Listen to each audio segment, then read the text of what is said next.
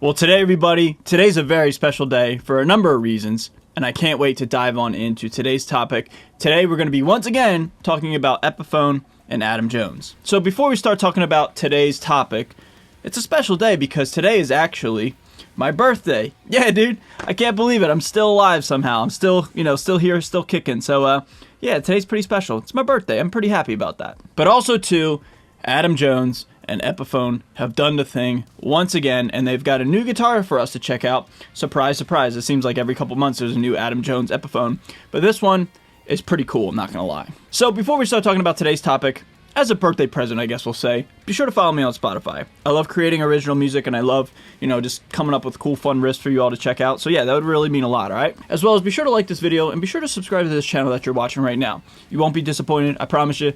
This channel's rad, and yeah, I just love creating videos. So this morning, February 13th, don't forget that day, it's very special. Today, February 13th, I was just on Instagram as I do, and I saw Epiphone post another Silverburst Adam Jones Les Paul. And truthfully, everybody, I really didn't think twice about it. I was just like, oh, another art series or another rendition of something. I kind of just saw it and just kept on scrolling. But then a really nice gentleman on Instagram DM'd me and said, I'm sure you're seeing this and being flooded with this. What do you think about it? And I said to him, actually, I really haven't paid much attention to it. What is this thing? And lo and behold, it is not the art series. It's a completely new guitar, and I want to dive in on Sweetwater and share it with you all and react to it. So we're on Sweetwater right now, and if you just type in Adam Jones, look at this. This is kind of funny, dude. Like this is actually hilarious. There's 10 different Les Paul customs, and then we got this crazy reverse Silverburst. But anyway, the new one right here is the Epiphone Adam Jones 1979 Les Paul Custom Electric Guitar Antique Silverburst. Alright, let's check it out. Now, at first glance, it looks just like a regular run-of-the-mill Adam Jones Les Paul Custom, but there's a lot going on here. So the first thing right here, $1,500. That's a lot of money for an Epiphone. I want to talk about something negative, not necessarily with the price, but with something else. You guys will hear what I have to say. But then looking at the next picture, something's different.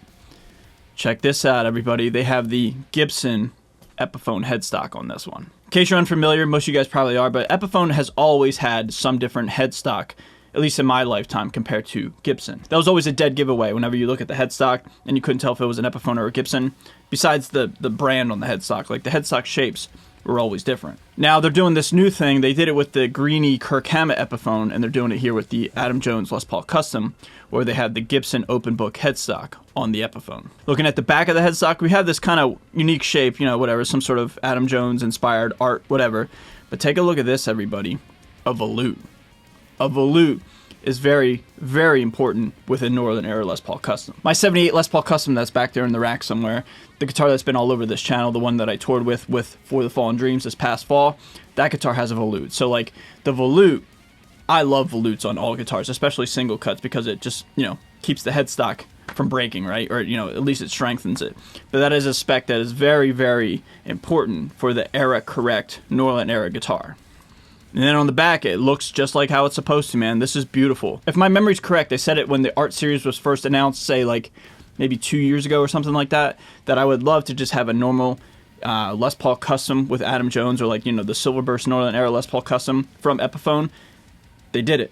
They did it. They finally did it, and it looks perfect, and it looks exactly how it's supposed to. I brought a friend with me. This is my 2022 Gibson Les Paul Custom, and it looks like this.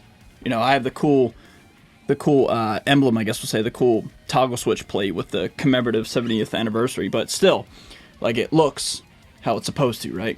And this guitar doesn't have a volute, and guess what? The headstock's been snapped off, but, that's a story in its own right. You guys know the story with this guitar. But anyway, I just wanted to bring this on because it's awesome. It's beautiful. Scrolling down on Sweetwater, looking at the different specs and just, kind of touching on some of the talking points here. Right here, check this out. Ebony board, okay, that's pretty cool. But a 3-piece maple neck. Huge for the Northern Era. So here's my 78. It's under construction. I'm putting some new tuners on it. But look, we got a volute, and we also have a 3-piece maple neck. So the fact that they did this with the Epiphone, that's huge, man. Now, personally, I don't care if it's a mahogany neck or a 3-piece maple or whatever. I don't think there's any tonal difference or anything like that. But if you're going to do era correct, you might as well do it correct. And they did, See, they have it here, blending the warmth and harmonic depth of mahogany with the natural I don't know what that word is, imbued brightness and clear voicings of maple. I don't know if that really translates in high gain tones, but regardless, man, 3-piece maple neck, they went with the era correct specs. We got the Duncan distortion in the bridge. That's what that is, and that was not an ode to Adam Jones. It just kind of worked out that way. That was just oddly coincidental. I actually never thought of that, but yeah, Duncan distortion, love it in a Les Paul. Here's the Gibson headstock again. Got a Gibson humbucker in the neck, which I never really noticed. It appears to be flipped, like out of phase. I never noticed that.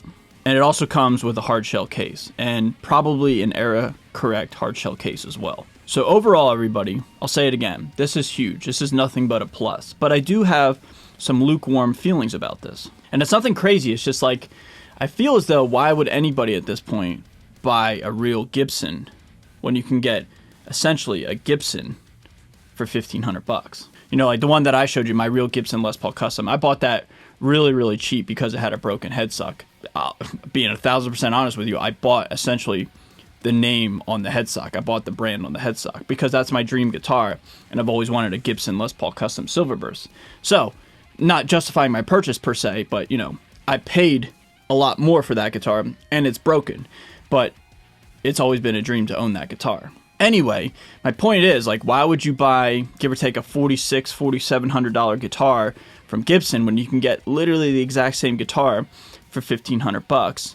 The only difference is it's just made in a different part of the world. I'm sure there's other little minute details, but you know what I'm saying. I feel some type of way about this because it's like Epiphone is essentially competing with Gibson at this point. It's like they're stepping on their own toes and they're saturating their own market. So like, I don't know, I find that interesting. It's not necessarily a bad thing. It's a great thing for people who don't want to spend a lot of money, myself included. I never want to spend a lot of money, like who does? But I just find it really, really interesting. Just thinking out loud, maybe it's perhaps like, in my mind, devaluing or taking away the mystique and the aura of a Gibson, which totally makes no sense and is really irrelevant at the end of the day. I'm being fully transparent, but hey, at least I admit it, right?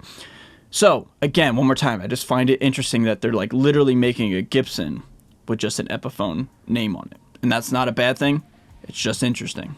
And another thing I want to point out is, let's go to the Art guitars. The Art series guitars are cheaper. So, if you want everything except the headstock, you can just get one of these for essentially $200 less. And let's just take a look at the Gibson Standard. I truly don't like this guitar, and that is a horrible thing to say. Like, I'm incredibly jaded and spoiled, I guess we'll say. Again, being honest. But like this just doesn't look the part because it's a standard, not a custom. So, all that encompassing, you can get literally the guitar you want for $1,500. It just doesn't have Gibson on the headstock, and it's not made in the United States, it's made in China. But all that, man, all that aside, it's like, it's so interesting how they just have so many different varieties and options that you can get with the Silverburst Les Paul Custom phenomenon. And just taking a look at this guitar one more time, yeah, dude, really cool. They did it. They went for it. They made it happen. Nothing but a great thing for Silverburst fans such as myself, and for anybody who loves Adam Jones or Tool or anything in between. So all in all, everybody, that's more or less my thoughts with this guitar. I'll say it one more time. I love it, but we're now starting to creep up into Gibson prices. And it's interesting, like, would you buy this guitar that's an Epiphone, that is essentially a Gibson? Or would you save up and get a real Gibson? Like, it's a great problem to have, All right, everybody, all that encompassing, that's all I got to say. So leave your thoughts and opinions down below in the comments, and I'll meet you down below, and we'll talk all things Adam Jones, Epiphone, Gibson, Silverburst, and Les Pauls, okay? One more time, be sure to follow me on Spotify, like this video, subscribe to the channel, and I'll see you guys in the next video. Later.